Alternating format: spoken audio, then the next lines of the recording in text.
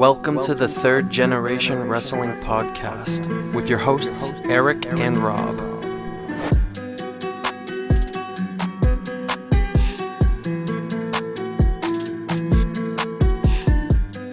And welcome back, ladies and gentlemen, to the Third Generation Wrestling Podcast. 3GW here on Friday night on our road to Wrestlemania, part 3. Trey. I'm your host, DaReal Big E, with my co-host, Ambassador Rob. How you doing, sir? How was your week? Man, the week was all right, but it's Friday. Always glad when it's Friday. Oh, yeah. Friday. I got me some rum this week instead of tequila. It's going to be a good day. And we are, of course, joined by MJ Book. What's going on? Hello, sir. Good to be on. Good to be talking to you guys about some wrestling. Yep, and we are talking Wrestlemania. But before we get to that, we have to address, of course, the pay-per-view that took place last week. We attempted to record the other day, had some technical difficulties, and instead of trying to redo a whole show, we're just going to kind of speed through and give our results and our grades. I'm pretty sure there's going to be a lot of dialogue on the last two matches. Most likely the main event, especially. But we will get there. So, oh, shoot. I should probably pull up my notes, huh? Before we get there, did either of you catch Raw or NXT this week? Well, I caught both. I watched a little bit of the vids that were on YouTube. Oh, okay. Kind of a dry episode of Raw. Nothing new there. Yeah, I was about to say, is that any different than normal? Not really, but I thought with week prior we crowned a new WWE champion. I did like his entrance. I thought that was pretty cool. It actually made him feel like a big deal. So I do appreciate that. So getting right to it, AEW Revolution 2021.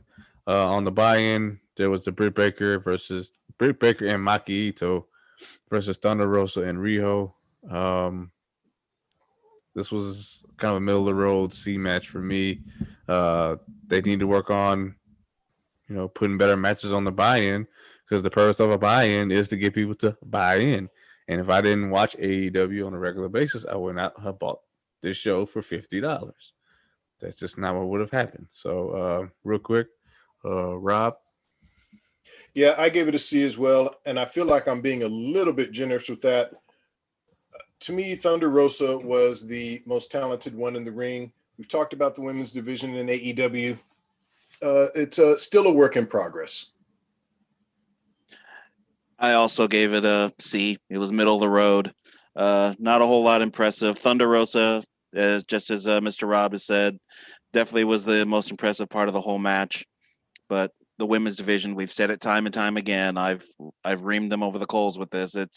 They just have got to do something. They've got to do something.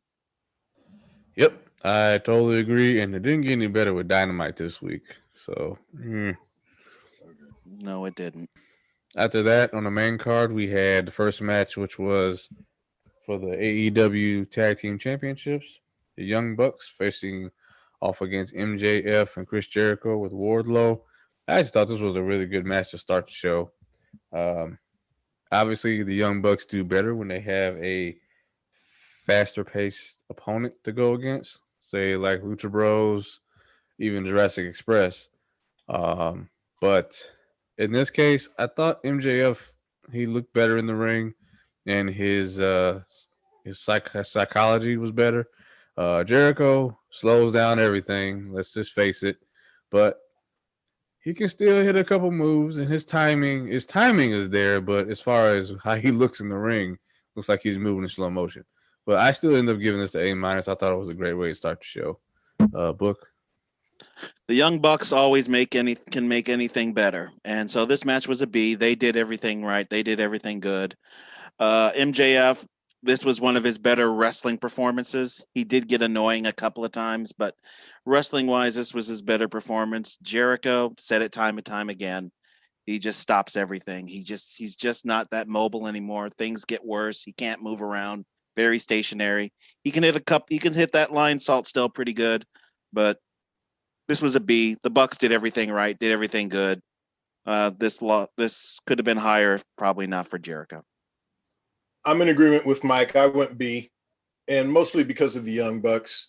Whenever they're in the ring, great things are going to happen, no matter who their opponent is. It just so happens that their opponents tonight just weren't up to par of past opponents that they've been in the ring with. So that brought the match down for me. But once again, a testament to how great the Young Bucks are when they have a down match and still get a B. True that. And then after that, we had the tag team Casino Royale. I did like the fact that they made this one a little more clear. It was easier to follow, but too many tag teams I didn't know, so it just made it hard to care. And when it's so many tag teams you don't know, and then half of the field is the freaking Dark Order, it just makes it a little that much more harder to care. So you think, out of all the teams, 2 or 3 are actually, have a possibility of winning. So at the end of the day, Ray Phoenix ended up winning the match, and him and Pac will challenge the Young Bucks for the tag team championships. I gave it a C+. I was just bored at times, but I thought the ending saved it. Rob? Yeah, B- for me. Like you, boring at the beginning, but the end, brought it to a B-. Highlight for me, Ray Phoenix flying through the ropes over the barrier. I just thought that was, I don't know if he meant to do that, but I just thought that was something I'd never seen before. So I enjoyed that.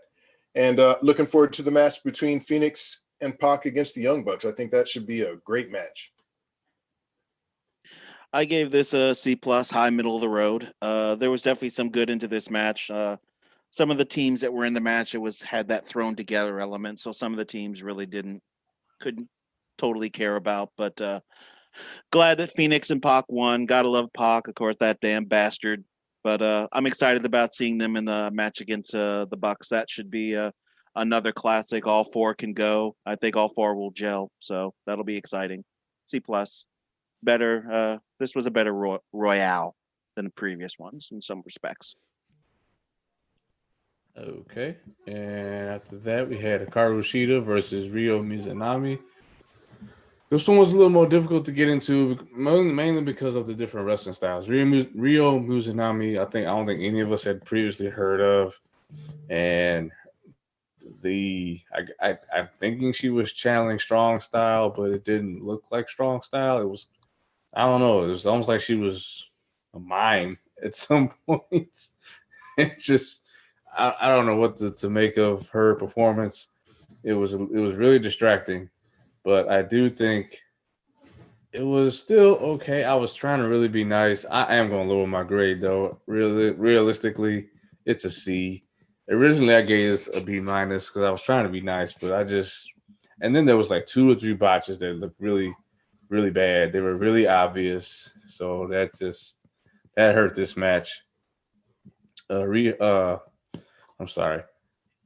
Hikaru Shida does retain her title, but I think AEW has to get away from.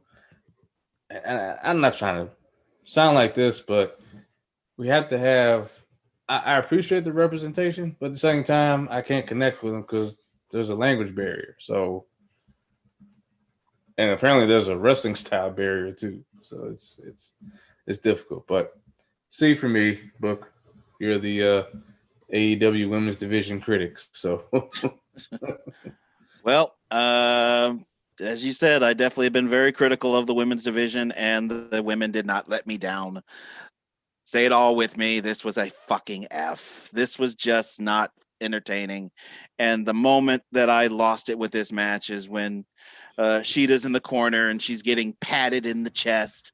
And Sheeta's just acting like it's the worst pain she's ever been in her life. it was ridiculous. It was just a bad show. It reminded me of a couple of drunks just wrestling in a backyard at times. It just wasn't entertaining. So it was a fucking F. Okay, damn. Well, C minus for me. I'm sorry. Rio Mizunami, she was doing like miming. She was doing weird dances. To me, it has nothing to do with the language barrier. I mean, Asuka, who I love, doesn't speak the best English. Shinsuke can speak a little bit, but look, if you get it done in the ring, I can overlook that. The problem is, I just didn't get Mizunami's style. Mike referred to the slaps that wouldn't have killed a fly, let alone did any damage to a human being.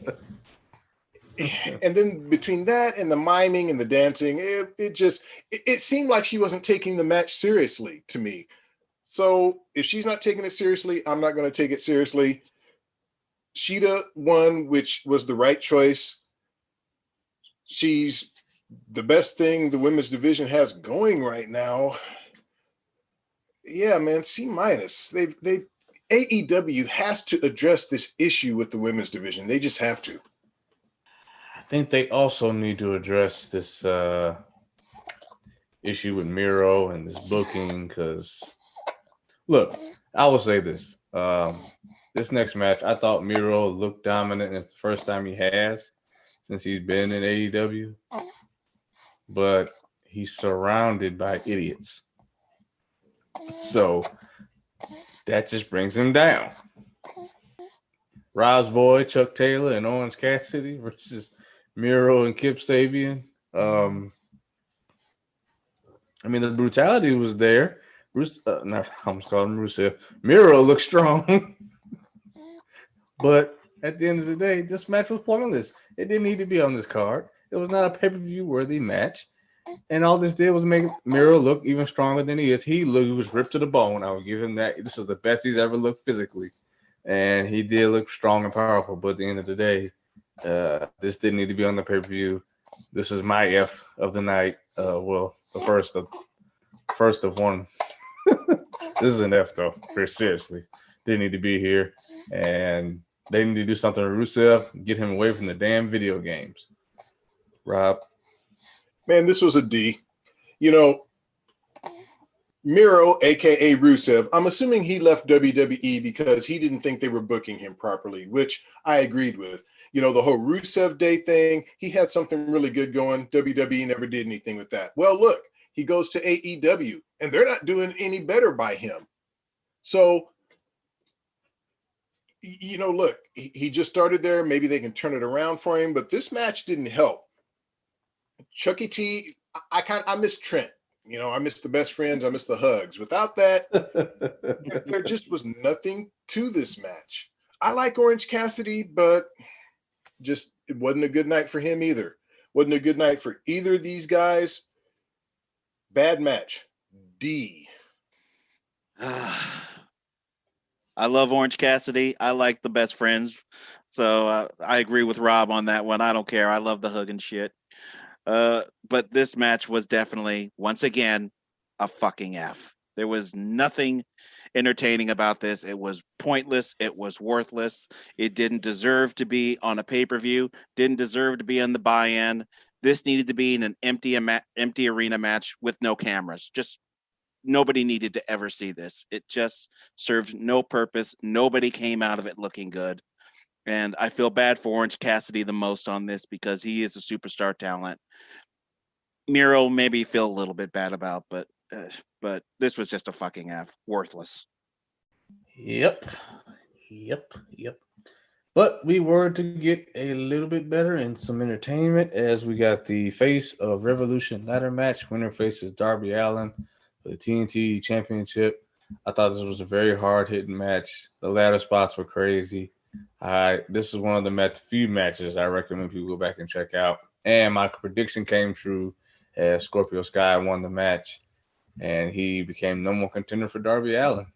I gave this an A because to this point it was the best match of the night, and that's a low bar.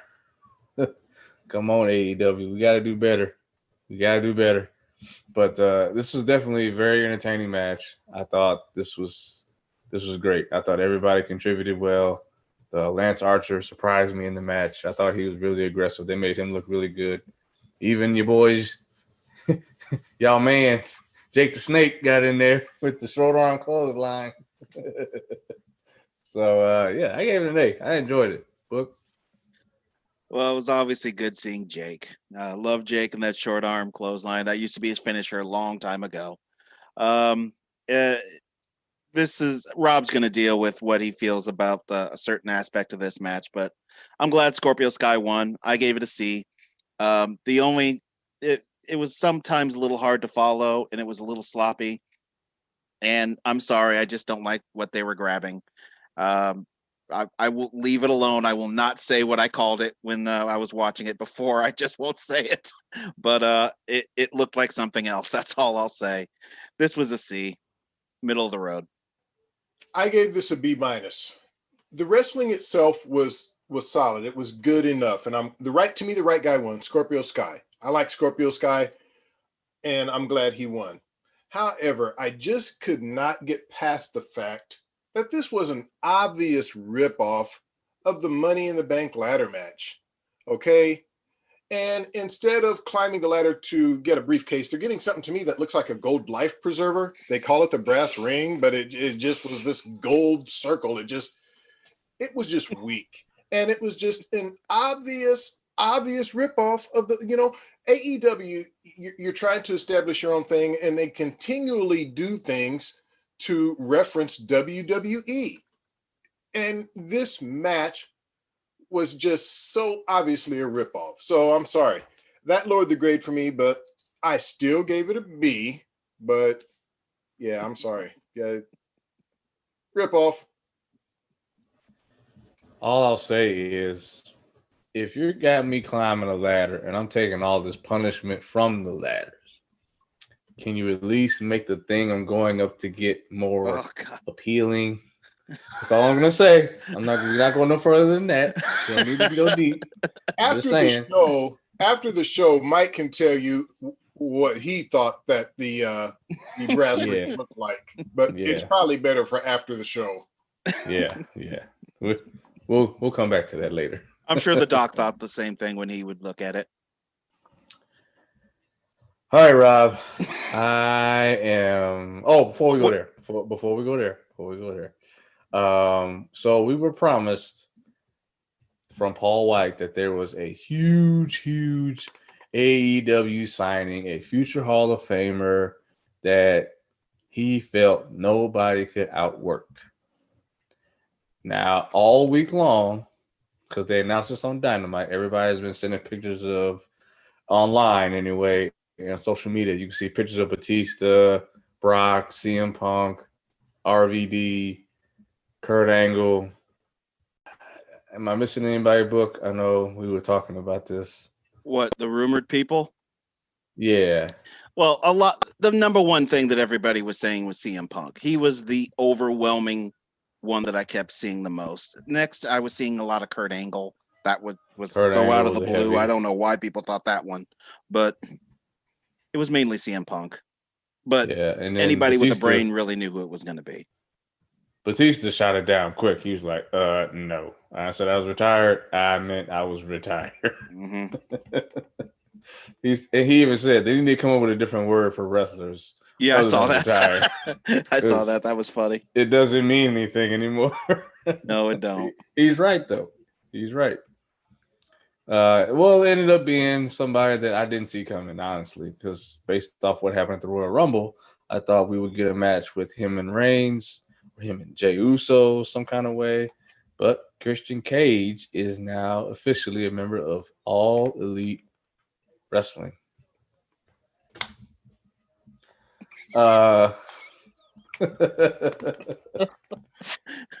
So just based off that really quick, I didn't see that coming. I didn't know who it was going to be honest with you, but I was caught off guard because I didn't think that. I thought he was going to work for WWE. His buddy was back Edge. He looked great at the Rumble. I just didn't see him leaving the company. I thought they'd work him into a Fastlane program, but I guess for whatever reason, WWE didn't see a future with him. So, and he had said he, like Edge, he wanted to write his own story of how he exited wrestling. So, real quick, just your thoughts, Book. Unfortunately, this wasn't a surprise. The number one person I thought it was going to be was Christian. And part of it's his own fault because he posted the pics of himself in the gym getting in shape. When you see that, it's kind of obvious he's coming back. And there was already some rumbles that he wasn't happy with the WWE because he was just going to be doing a side along thing with Edge, and he wanted to do more, and that they just didn't want him to do that. So I was like, okay, he's going to go to AEW. So he did, and I love Christian, so I'm excited to see Christian. Is it the kind of wrestler that they should have been hyping to this degree? No. No. But he is a talent. He is a future Hall of Famer, but not the level that they were pimping. They were pimping this arrival of somebody. Most people would have expected somebody bigger. So they kind of overhyped it. Yeah, that's what I really wanted to ask. Like, did y'all feel satisfied, or were you feeling like, y'all had us up here, and it was kind of like, meh. I love Christian, so I'm excited to see him. I'm a fan. It's just not as big of a deal as they made it. Yeah, that's how I feel. I think it's a good signing. Very good. It's not like he's a good worker. He's a good worker. So my jaw didn't hit the floor or anything, But Rob, what'd you think? Wah, wah. New soundbite. I was let down. Look, I love Christian with the Brood, with Edge. I'm not a big fan of him as a singles wrestler. I'll give Big Show credit. To me, he didn't try to sell it like they were signing, this huge wrestler. I didn't believe the CM Punk stuff. Hell, I didn't even believe the Kurt Angle stuff. I had heard some rumblings about Christian, and I thought that probably was more likely it. For AEW, yeah, probably a good signing, but does it make me tune in to watch AEW because Christian's there? Hell no, I'm still going to watch NXT. I was let down. It just didn't excite me. Yeah.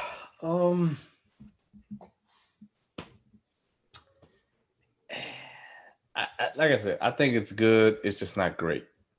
Yeah, that's fair. That's about right. And it just, if he's filling the void, like right now, while John Moxley's away, then okay. But, and I don't know if anybody saw Dynamite. He's now the number one contender to face Kenny Omega. Yep. So that's the next championship match. Yep. And it's like, damn, dude. Excuse me, AEW has the record system where they go by wins and losses. And honestly, it makes sense. If I have 8 wins and 2 losses, I should be higher up on the chart. You are 0-0, sir. Now, they may give him some leeway because of who he is. I mean, that's on paper. If you look at Christian's resume, it reads beautifully, But at the same time, anytime you go to a new company, it's like getting a new job. You're a low man on a totem pole. And I don't care where you came from, what you used to do. Just like me. I'm prior service Army, but I'm now in the Navy. Low man on a totem pole. Doesn't matter what I did before.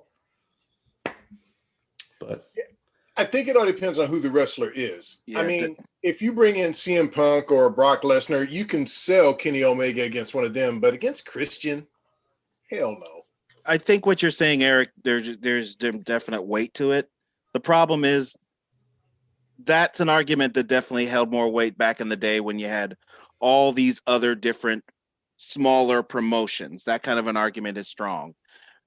Nowadays, even though it's a completely different promotion, it just doesn't seem the same. it is somewhat based on who you are, because you don't do that for somebody who's just a nobody. You're doing this entrance for somebody who everybody recognizes. You know, people have been talking about it, so I can see the argument, but it kind of goes the other way as well. And then okay, I realize I skipped a match here. Look, I like Hangman Page. All right, I really do. I think he's gonna eventually one day be the star of the show. I really do. I love everything about his character, the music, the cowboy shit, drinking whiskey and beer. Love it all. Matt Hardy, however, is past his prime. He has, as Rob would say, become a mockery of himself. I don't like the Money Matt gimmick. I think it's stupid. I just think that Hangman Page is above this where he's at. And I didn't like the match. So it was easily missable, skippable. Let me see. Did I even grade that shit? You did, I'm sure. I don't see it. Oh, I see. I have no grade because I was busy during that match. Now I see. Well, I graded But it. I did go back. I went back and watched most of it. Not impressed. I'm not going to grade it because I feel like I didn't watch it live, so I just don't want to grade it. But you watched the match. Come on, Big E. Come on, give it a grade. Yeah. F. Wow. Damn. I mean, like, okay, this is like, you know, the Shawn Michaels JBL shit. Oh, the money thing, dude. Come on, I'm gonna get your first quarter's earnings. Like, how does that? I can't connect with that. Okay, I don't make the kind of money y'all make. Nobody in my circle makes the kind of money y'all make. And how do I believe? And now we're gonna go on this whole thing. It's like AEW does whatever the WWE does, and WWE does whatever AEW does. How ironic that Cameron Grimes won all that money from his GameStop stock, and now he's doing the money gig. Matt Hardy's doing a money gimmick. It's fun fact. Nothing to do with this match. This past Wednesday on Dynamite NXT, they were on the same time. Within 60 seconds of each other, there were 2 crutch shots on both shows. Both shows use a crutch as a weapon within 60 seconds of each other. Just saying. Anyway, F. Wow. Go ahead, Book. I gave it a C. It was middle of the road. I feel bad for Hangman Adam Page because he's a superstar. He was clearly the best part of the entire match. Matt is way past his prime. Just to go on the comparison that you did with JBL, JBL did the money gimmick far better than Matt Hardy will ever think to do that gimmick because it made sense with JBL because it tied into real life. And so JBL's JBL did that perfectly. Feel bad for Hangman Adam Page. It just seems like AEW doesn't know what to do with the guy. He had such a great start right off the bat. You immediately thought he's going to be the man. He lost to Jericho, had the tag team run, and then it's just been, where is he? So hopefully they can fix that. I hope he becomes a AEW champion sometime this year. He better have it by next year. So, see, middle of the road. Okay, well, I'm going to make this quick because I know we're probably going to spend a little more time on these last 2 matches. I was more entertained by this match than I thought I would be. I thought the storyline was dumb. I mean, you know, the first quarter of your earnings. I mean, just give me a dollar amount. You know, don't make it all too hard to think about. But the match itself, I thought was like B- quality. It was okay.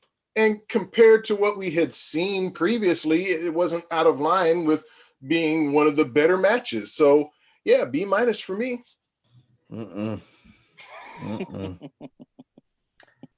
I blame, first of all, let me just clarify. I blame nothing on Hangman. That's all I got to say. Old slew-footed Matt. Need to go sit down somewhere. Slew-footed. All right. Okay, Rob. Here's your time to shine. Because I have to know. When we reviewed, I want to say like 6 of these cinematic matches, I gotta say, man, I've gone back and listened to y'all's critiques now, so it's on record now. Everything we do is recorded. So all that in mind, this is by far the best cinematic match I've ever seen. I like this better than the Stadium Stampede match. This was on point. Look, as far as wrestling goes, yeah, okay. There's a ring in the warehouse. Let it go. Brian Cage looked like the damn Terminator tearing up shit. He looked big, bad. The silhouette of him slamming Darby Allen. I mean, just great. The action. I mean, obviously, I didn't like Will Hobbs getting involved. I thought that was a bit much. I didn't really see a point to that either. But I I had fun watching this. Ricky Starks showed me another side of himself in this match. I thought that his trash talk with Sting was great. I thought the pairing of let's put Ricky with Sting for the most part, and let's put Bryan with Darby for the most part, because Darby can take more punishment, you know. And I thought that was a good way to go. I did like the spot where they threw Darby through that glass window. That shit looked crazy. Brian Cage was taken out. He was like double choke slammed through a table. But nothing beats that freaking second story elbow drop from Darby Allen on Brian Cage through whatever he was laying on. That was insane. And Sting picked up the win with the Scorpion Death Drop on Ricky Starks. Was this thing flawless? No, but if you're gonna do cinematic, and I felt like they kept it with the fighting. It felt serious. There was no cameos. Nobody's coming out of the water and doing some goofy shit. I thought that they kept it serious enough, and Sting looked good as well. They didn't put too much on his plate. He did take some bumps that looked good. I liked some of his innovative offense. I thought that this was, if you're going to do cinematic and you want to bring back Sting, I thought this was the best way to do it. Honestly, I gave this a solid B+. I was impressed. I know I've given other cinematics in the past an A, and mostly because it was a funny time, you know.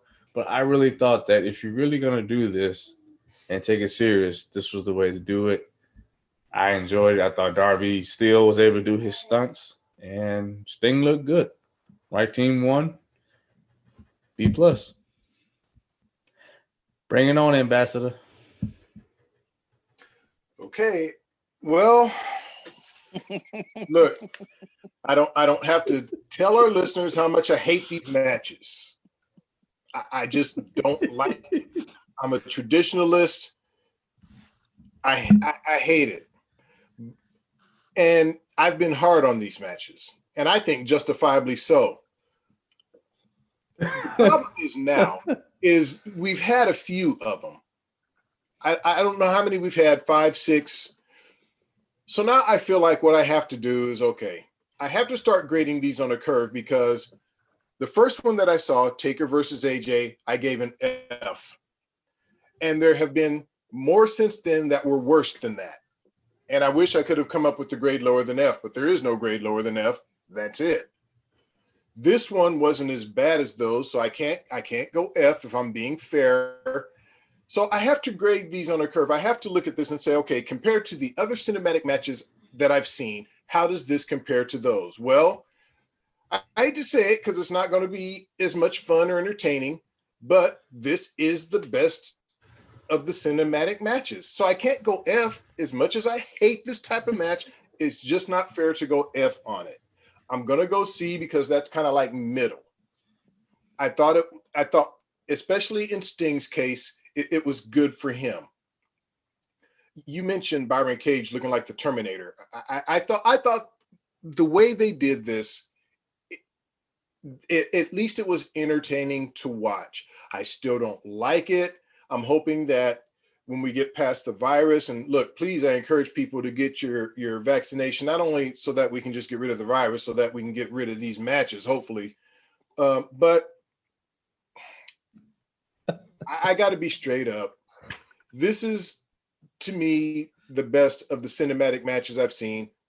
So C, I can't go F. And I believe that I gave the Stampede match a higher grade. Did. But, and I can't explain why.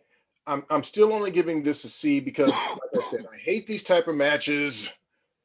I hope we get away from it. And I have all the love and respect in the world for Sting. But, look, if you can't get it done in the ring, then maybe you just shouldn't be in the ring trying to wrestle. Okay? Same with Taker, who Taker's one of my favorites of all time. But look, if you can't get it done in the ring live before an audience, then maybe you just shouldn't be there. Get rid of the cinematic stuff. But with all that said, this is one of the better ones that I've seen. So C. And it pains me to do that. I wanted to give it an F so damn bad.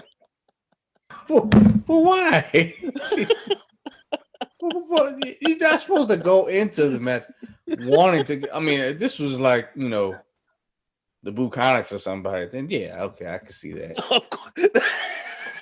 I wanted to give it an F just because I want to take a stand against these type of matches. I hate them, but I got to be straight up. We've had so many of them now. I have to grade on a curve, and this wasn't as bad as the Swamp match. It wasn't as bad Swamp as match was good. The War Raiders and God, Jesus, Viking Profits. No. Viking Profits. And That's the Street Profits. Yeah, So I can't give it the same grade as those. That just isn't right. So okay, go. be real. Compared to what you just said, Viking Profits thing, this was an A.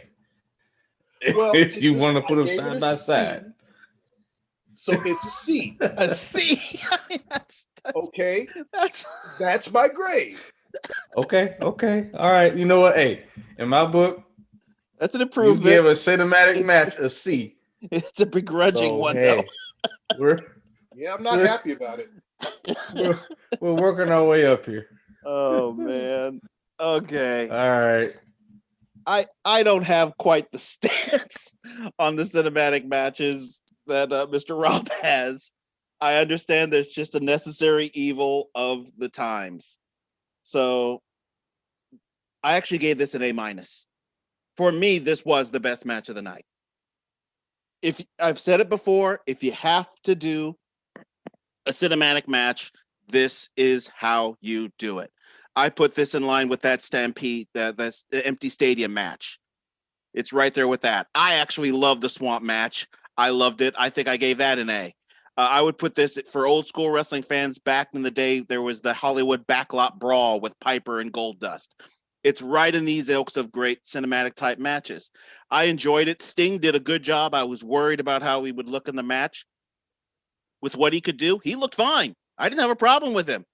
The ring in the warehouse, who cares? They weren't in it that long. So they've spent more time everywhere else. And Brian Cage it made him look more like an absolute freak of nature in that warehouse with the lighting. It made him look even buffer.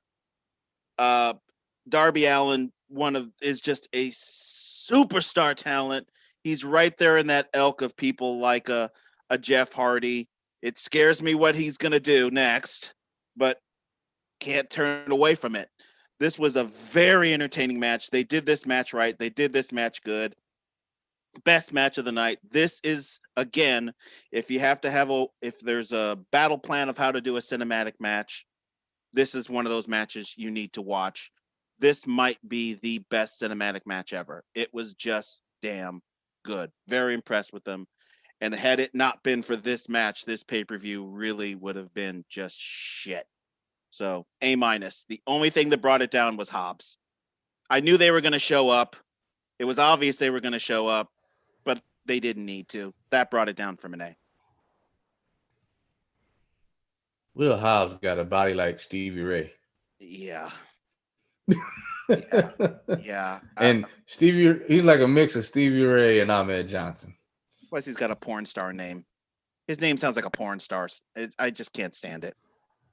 Yeah, they need to get rid of that Powerhouse Hobbs shit. That's stupid. It's Will Hobbs sounds fine. Yeah, just say Will Hobbs, man.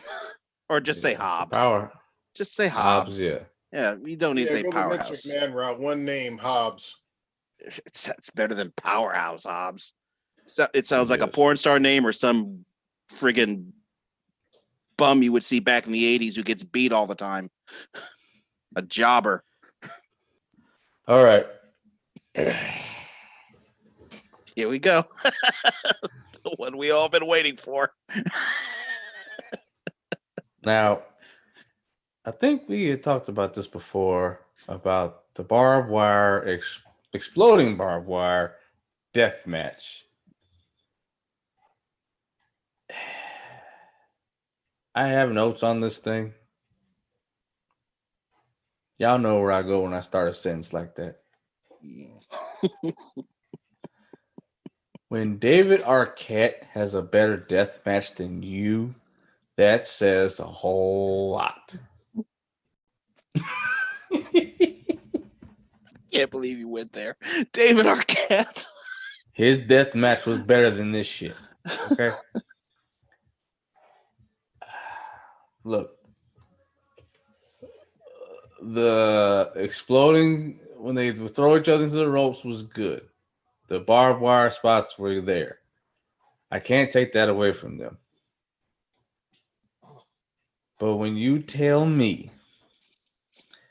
in 30 minutes the whole place is gonna fucking explode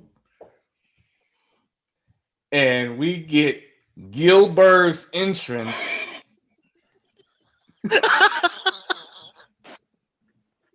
like, what in the fuck was that?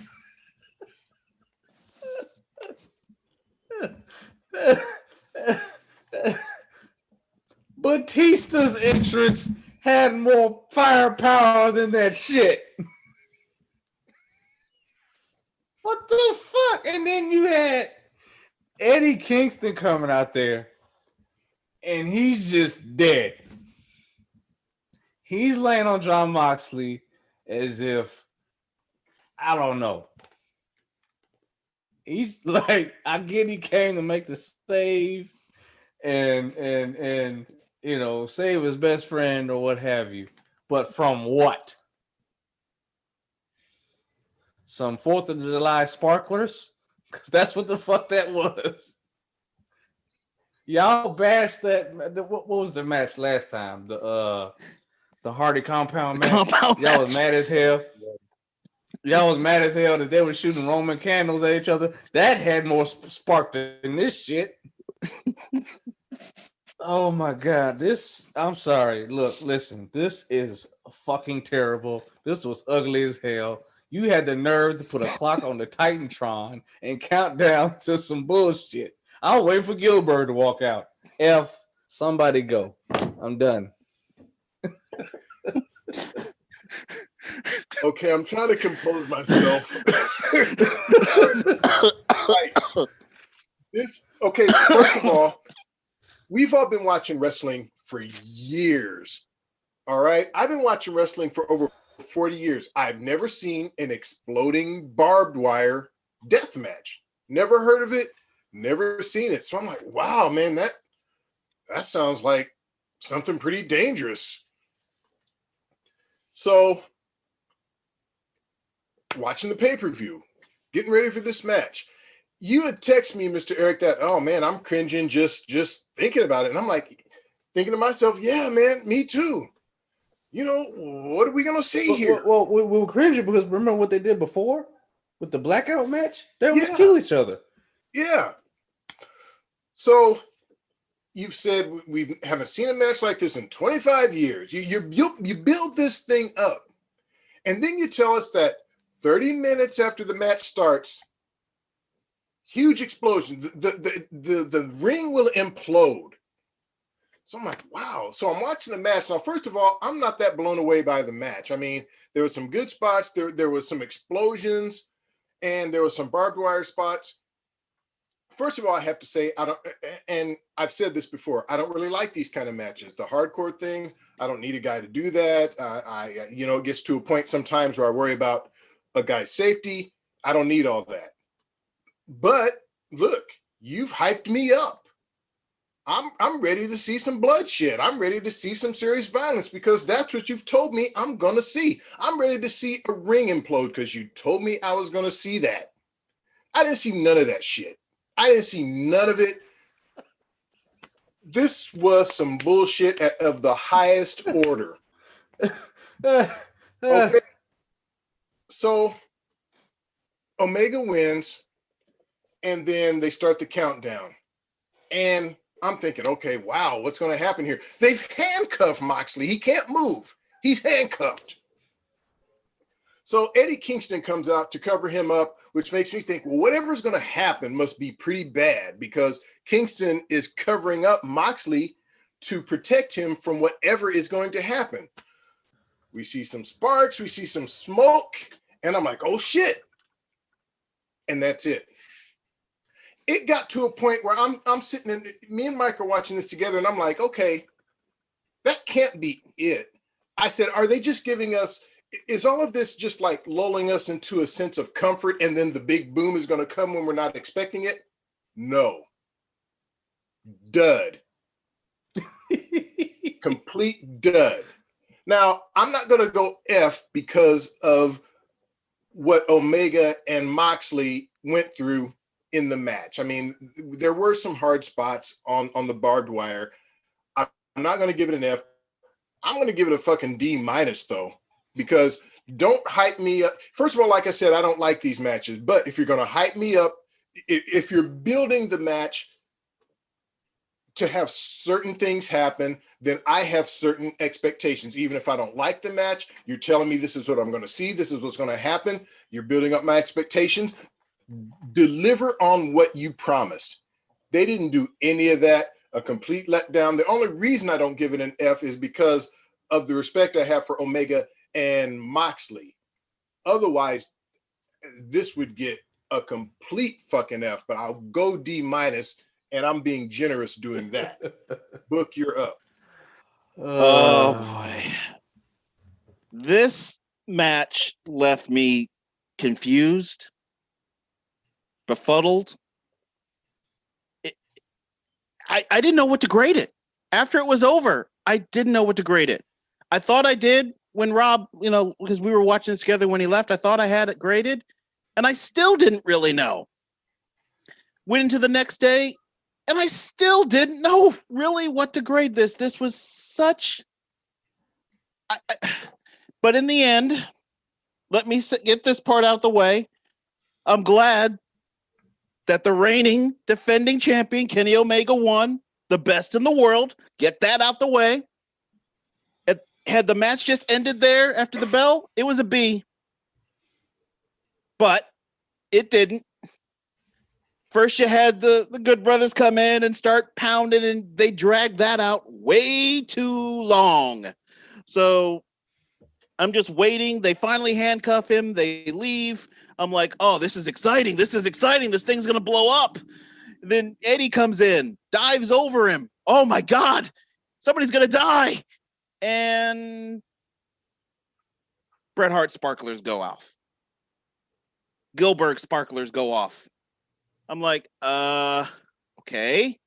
That is pretty much the equivalent of a guy not making it and rising to the challenge.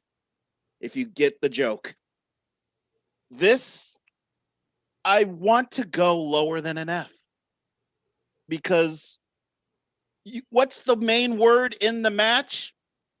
Exploding.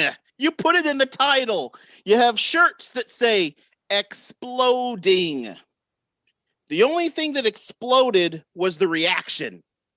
Because as soon as the sparklers went off, the crowd booed. They booed. That's not good. They booed because everybody was pissed off. And if you look on YouTube, there's tons of people from their vantage point videotaping it on their cameras, pissed off. This, to say it's a fucking F doesn't describe it, but that's what I have to give it. It's a fucking F. It is one of the biggest letdowns in the history of wrestling. That's not hyperbole, and it's your fault because you hyped it. Biggest, that's the only explosion that happened. You failed miserably. And props to you, Eddie. You deserve a Slammy or whatever award show AEW is going to give you for your tremendous acting job. And I sent Rob the vid with the Titanic music that they added to it, which is hysterical. But this is such a fucking failure. F for failure. One of the biggest failures I've ever seen, man. Horrible. Yeah, I think we could go all night just talking about this. But the point of this was to get through the recap, and we got to get on to talking WWE, which I never thought I'd see the day where I wanted to talk, was excited to talk more about WWE than AEW, but here I am. Jesus fucking Christ. All right. Let's get into the first topic, and that would be, the Almighty versus the Beast. Do we think that is the trajectory that they are headed towards with WrestleMania? Now, for those that, speaking in code for, talking Bobby Lashley versus Brock Lesnar, the match we've wanted for years, what we thought we were going to get when Bobby Lashley first came to WWE, and it's taken, 3 years to get here for them to book him properly. And, I love this entrance at Monday Night Raw. I think he is in for a decent length of a run. I don't think he's going to face Drew now. I think they got him tied up with Sheamus. So looks like there's a strong possibility it could be Brock. And I don't think Brock will win. So that's my opinion. But I'm here to hear you all's thoughts. So, Rob, what do you think? Well, look, if this match happens, would I be excited about it? Yeah, I would. I'm not sure I think it's going to happen. I still think McIntyre, if you do Bobby versus Brock, what happens to McIntyre? You say Sheamus, but they're doing that at Fastlane. They've done it on Raw a couple of times already. Do I want to see that at Mania? Hell no. And I've said that I don't think Brock would come back until we have fans in the stands. Or, hey, what do you know? WrestleMania is going to have fans in the stands. Now, it's not going to be a full stadium, but there's going to be 30, maybe 40,000 people there. Does Brock want to come back and perform in front of that type of crowd? For the right amount of money, sure. Do I think it's going to happen? No. I think it's going to end up being Bobby versus Drew McIntyre. Either way, I don't think Bobby retains. If he fights Brock, I think he loses. And if he fights Drew, I think he loses. So I think Bobby's title reign lasts until WrestleMania, unfortunately.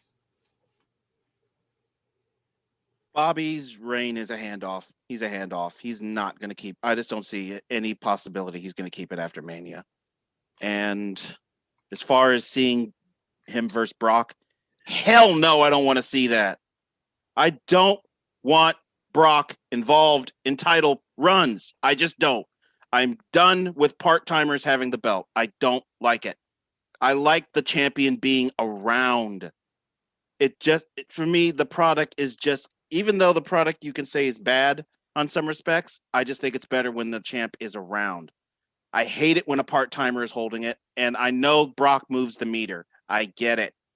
It's my own personal opinion. I don't want Brock anywhere near that title at all. Because as soon as he shows up, I already know what's going to happen. And it's going to make me sick, and I just will not care about that match. I still think it should be Drew versus Bobby, and Drew will win it and get his belt back because he friggin' deserves the chance to get it at a WrestleMania in front of a crowd. He deserves to have that WrestleMania moment. So no, hopefully we will not see Brock and Bobby. I don't want anything to do with that match. Okay, I get what y'all saying. And normally, yes, when Brock comes back, he wins. But he has come back and lost as well. And I think this could be a case where, hey, the way Brock sees it is a business. I get paid to show up. I get paid to do what they ask me to do. If, like Rob said, it's in front of a crowd, so that's incentive for him to come back. Payday, that's incentive for him to come back. And you put Bobby over. That's incentive. He could have a straight up brawl with Bobby. And I think it'll be a good match. And it would elevate it even more. I think if you elevate Bobby by giving him a win over Brock, it would mean more for Drew to win the title later off of Bobby versus Bobby actually having a 1 month reign. And I think that'd be a slap in the face, honestly, with the Hurt Business, the way they've been booked. And then all of a sudden he gets a 1 month. This is his first WWE championship. First. To me, that's a slap in the face if I only get 1 month. Kofi Kingston got longer than that.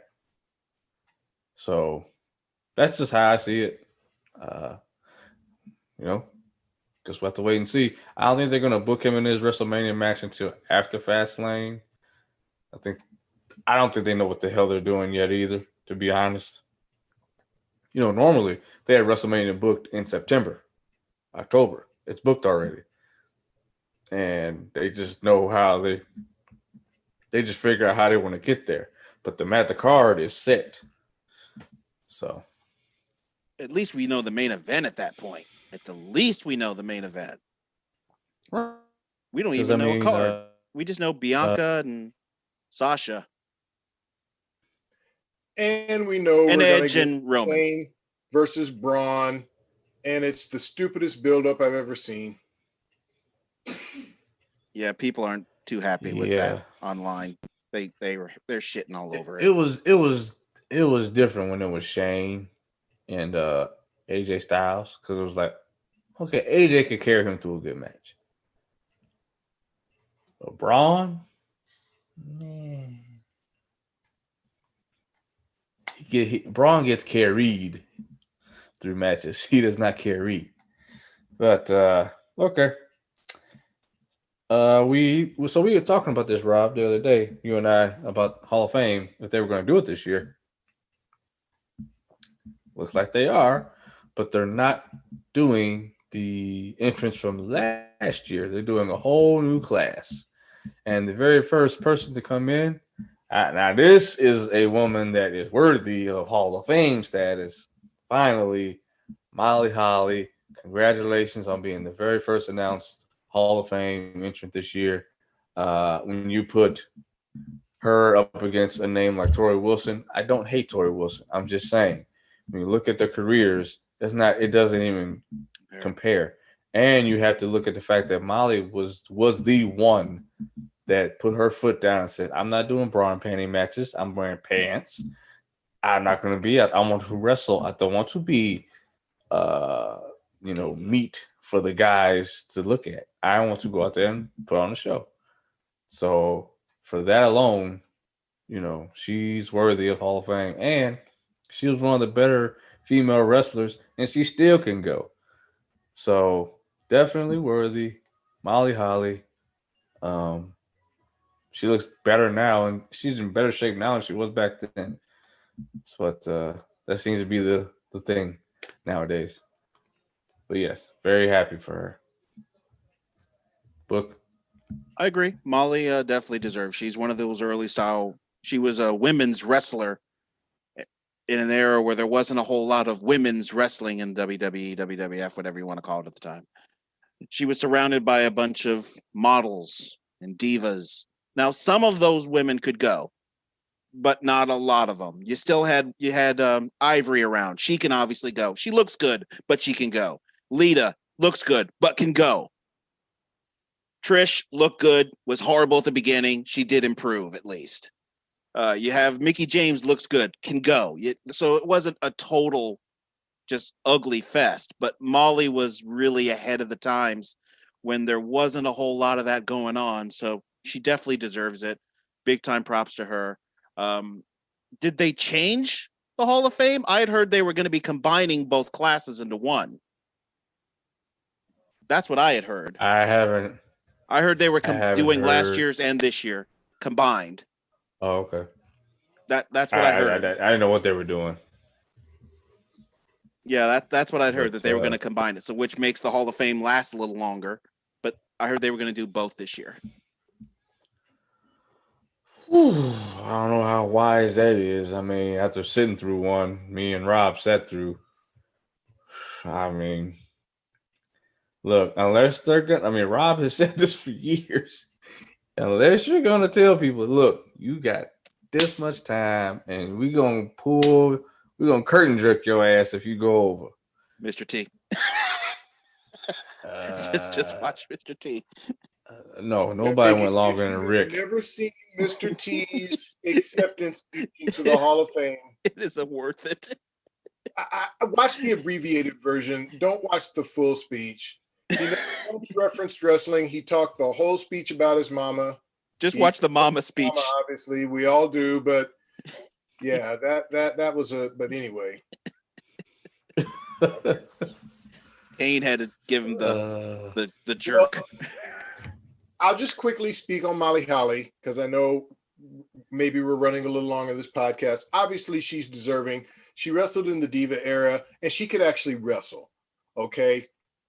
And she was trained by Dean Malenko, and she ended up being a trainer for Beth Phoenix and helped to get Beth in the business, who is actually already in the Hall of Fame before she is. So I'm happy for Molly Holly.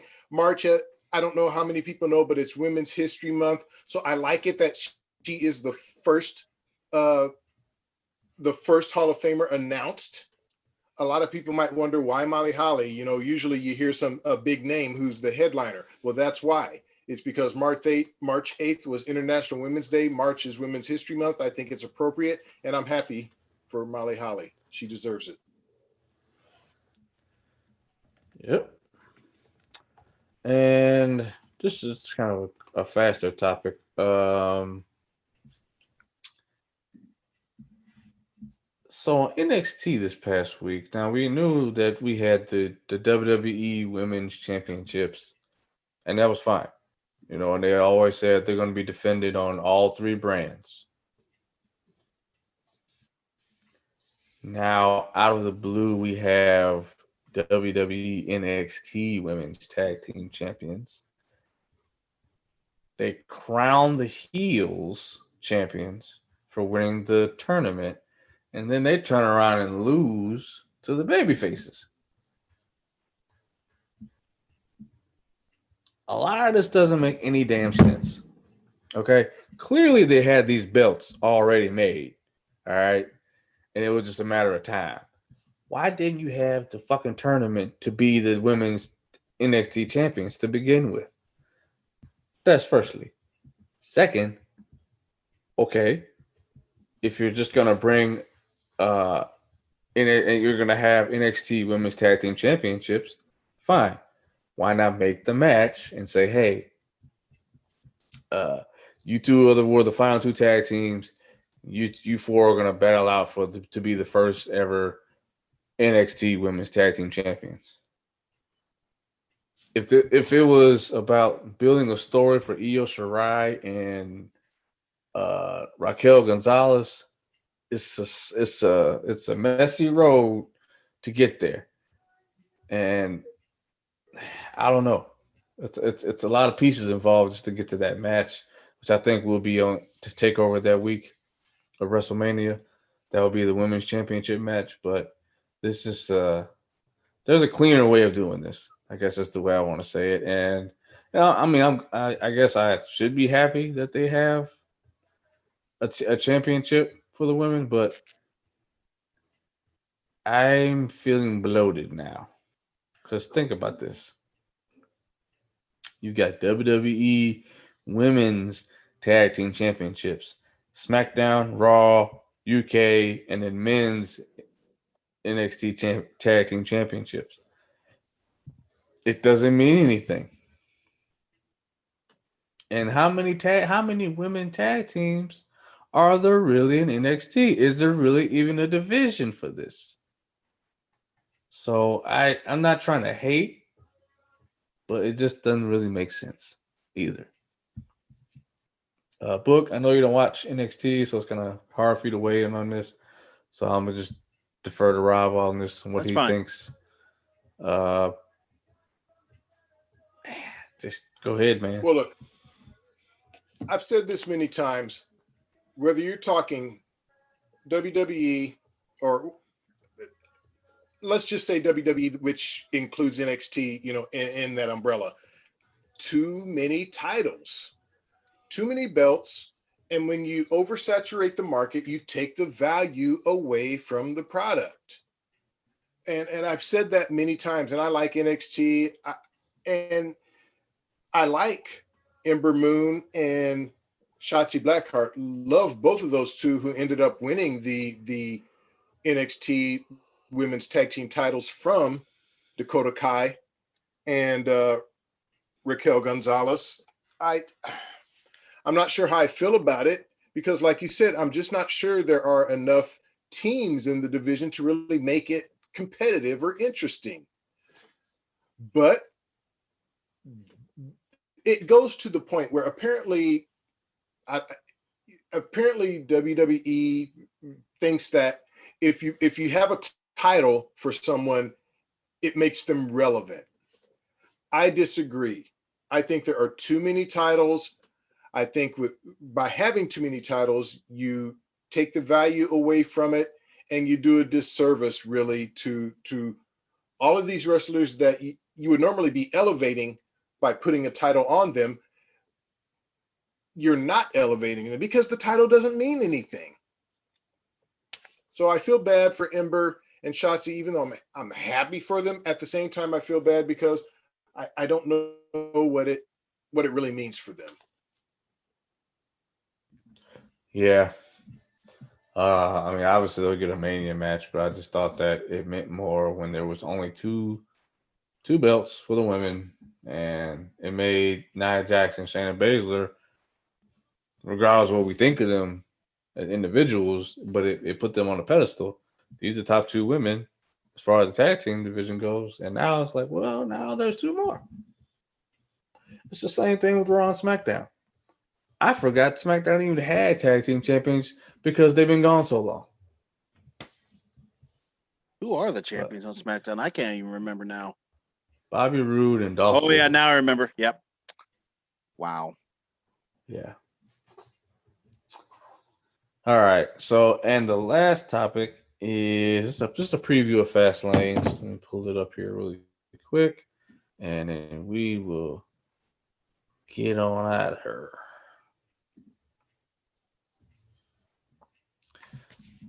Well, it's not much of a preview because there's only two matches slated at the moment. And one I have a serious problem with is who I was just speaking on. Nia Jax and Shayna Baszler defending their championships against Sasha Banks and Bianca Belair, who are WrestleMania opponents. It's just lazy. They're just trying to give us something to hold us until Mania. Obviously, we're going to see some dissension between Sasha and Bianca. As I was watching SmackDown tonight, it looks like they're making Sasha the heel in this whole thing. So I think we'll just see further evidence of that at the pay-per-view, but it's just lazy. Does anybody really believe that they're going to win? I mean, they're going to be obviously on opposite sides just at Mania, but face heel. It's just they need to get those damn belts away. And I hate saying it because I love Shayna Baszler, but they've got to get those belts away from every time they have it. Those belts are dropping. I mean, we are looking back fondly of the days when Bayley and Sasha had it. They made those belts actually worth something. Now those belts are just starting to just lower and lower and lower, much like Nia Jax's gut. So I just wish they would just get those belts away from them, book those belts right, the match is meaningless except to hype Bianca and Sasha. That's its only purpose. Yeah, it's stupid. I don't want to see a match where my opponents are being buddy or winning a championship. It's stupid. I wanted Bianca to turn heel, to be honest with you. I thought she was a great heel in NXT. And I do too. I thought that Sasha's a great heel. Sasha's a great heel too. Sasha is a great heel, but I think it would have made more interesting dynamic if the one we don't see coming is the heel. And it's stupid. And then the only announced match is Roman Reigns versus Daniel Bryan for the Universal Championship. Look, man, you already did this shit at Elimination Chamber. You had Reigns kill him. Granted, it was after Bryan went through what I call the worst Elimination Chamber match I've ever seen. Book, I believe you call it a glorified practice session, which I totally agree. And yeah, look, I'm not excited for Fastlane at all. I don't agree with them doing this pay-per-view, even though it is one of the pay-per-views I've been to. I've been to more Fastlanes than I've been to Manias. I've seen and have driven to them. I drove to Milwaukee for one. I drove to Cleveland for the other. And but there was reasons behind it. It was one of Goldberg's last matches, and it was the Shield's last match. So I can always say I was there for the Shield's final match, Dean Ambrose's last real match in WWE. But at the end of the day, when it comes to building toward WrestleMania, I don't need a pit stop pay-per-view. It's stupid. Just get me to the show. So, yeah, I mean, I'm guessing we're going to get a Bobby Lashley match. I'm guessing we'll get something with Big E and Apollo Crews, maybe. I don't know. There's no clear direction on a lot of stuff. And we're 4 weeks out from the show. A 2-night show. And we got 2 matches booked for WrestleMania. The road to WrestleMania needs some work done. Yeah. It's under construction. They haven't even started the construction. They don't even have the plan yet. Instead of Fastlane, they should have named the pay-per-view Roadblock, like the one they did a few years ago. Because this shit is not the Fastlane at all. If that was the case, we'd have 5 matches booked already, and we have 2. And you're trying to sell tickets next week to a show that you don't have no matches announced, or just a couple. I mean, look, it's WrestleMania. People are going to buy the tickets. I mean, there was no WrestleMania last year. You don't have to sell 70,000 tickets. So people are going to buy the tickets, but what are they going to see when they get there? Exactly. It sells itself, but at the same time, this close, I would think you're 4 weeks out. I mean, at this point, UFC would have announced the whole card by now. Oh, hell yeah. Oh, yeah. Well, I will say this. I'm okay with the main event of Roman versus Daniel in a straight up match, because at Elimination Chamber, obviously the way they booked it, we didn't see the best of Daniel. I think that's an intriguing matchup. Obviously Roman's going to win. We know that, but I still think it can be an entertaining match. That's why I don't like this, though. You had Edge win the Rumble. He chose Roman, and now Roman has to keep defending his title. It's stupid. I could see one time, okay, do the Elimination Chamber and then let that be it. And he has to go. Now we gotta go through a whole nother set of building to stuff that ain't going nowhere, because then Mania happens. Well, there used to be a rule, and I'm using air quotes for people who are listening, in wrestling, where a champion had to defend his title once every 30 days. Now, every once in a while, they pull that rule out when it fits their storyline. That's not a hard and fast rule these days, but that's how it used to be. Yep. They would take the belt off people. Yep. Took it off Daniel Bryan. Right. He never lost it. He got hurt and couldn't defend it. And I think that was a way of, I guess, baby facing him not being champion anymore. So he never lost it. But then they had to say, okay, well, now everybody has to fall into this. But then as soon as Brock had the title and he didn't defend it for 90 days, it's like, what happened to the rule? Well, that's what happens with a part-timer. Nobody's more part-time than Brock. Nobody. Even when The Rock came back, he at least showed up, on bi-weekly on TV, and then he showed up every pay-per-view. Brock shows up for the main ones only. I love Taker, but I heard a lot of people do the same thing with Taker. He shows up once a year. I get it. He earned that spot, though. I know. That's what I say. But that's what I hear other people say. They're saying he's a part-timer. He just shows up once a year. I'm like, but Taker's not in the title picture. Taker's not in the title picture. So that's I'm okay the difference. That. Yeah, that's what I say as well. It's different. Yeah. I think if they brought people back, and this will be the last thing I'll say, if they brought old timers back, like your Edges, Christians, Brocks, Rocks, Goldbergs, who else is coming back? But you get my point. If they just feuded with people and had a good feud, and it was to elevate some other talent, nobody would say anything. Because it's not messing with the title picture. But the second you put a title on them, it's like, well, how come so-and-so isn't getting a championship push?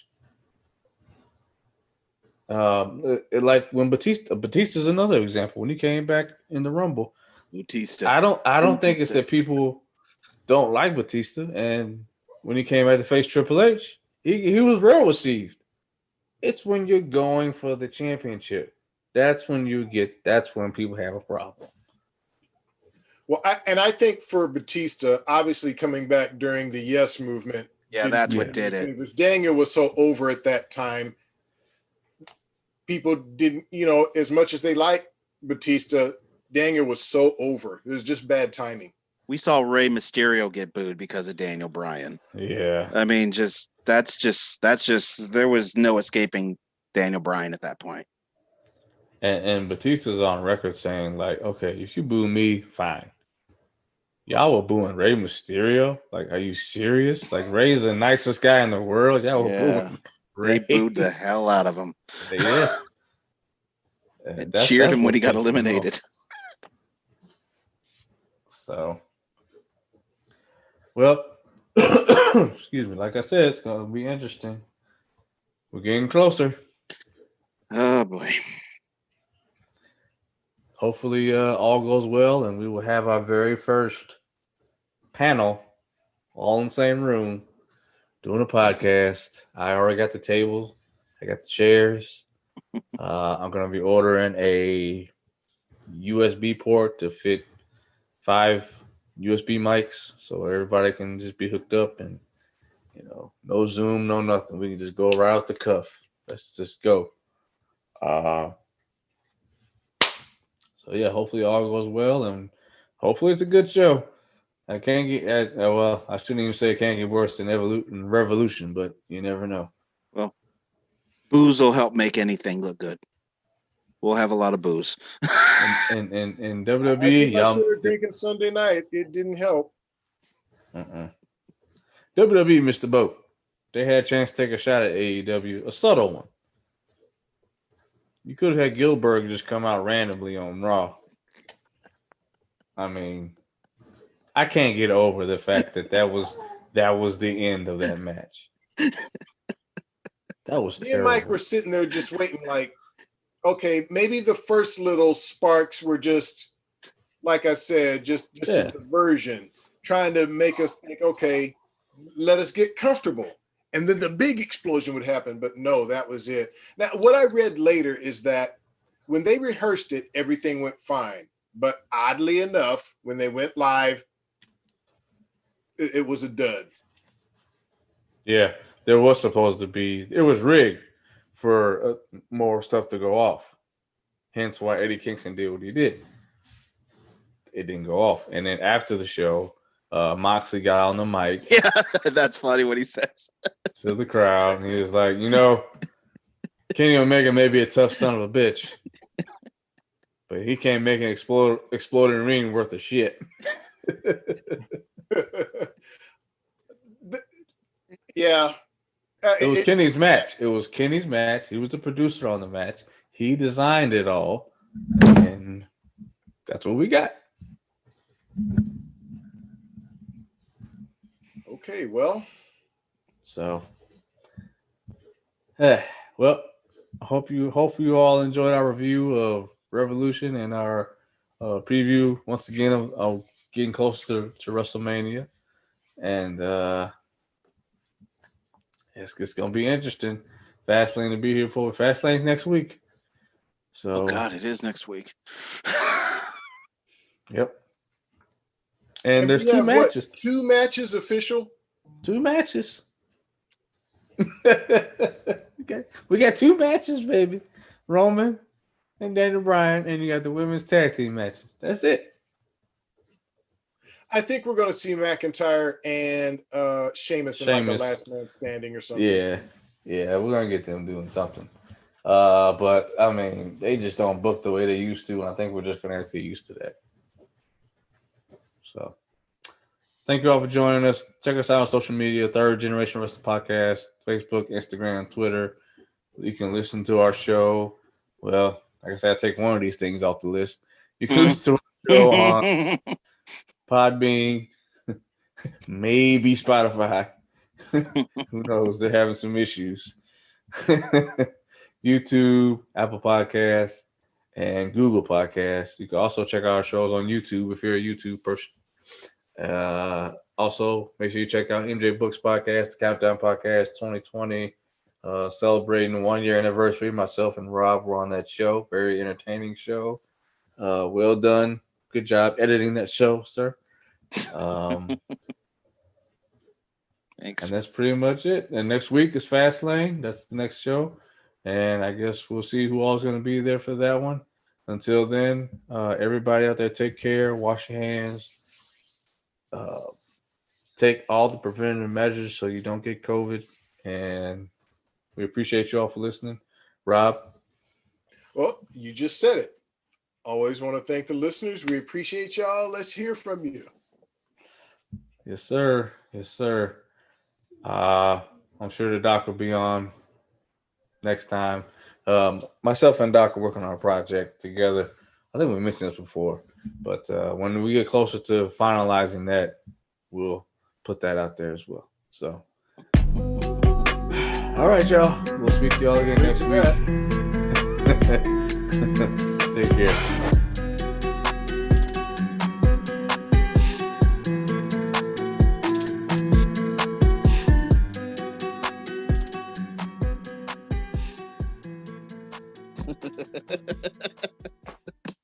Say what you want. I mean, I know, Book, you're not a Goldberg fan, but even you had to think, damn, his interests had more power than that shit.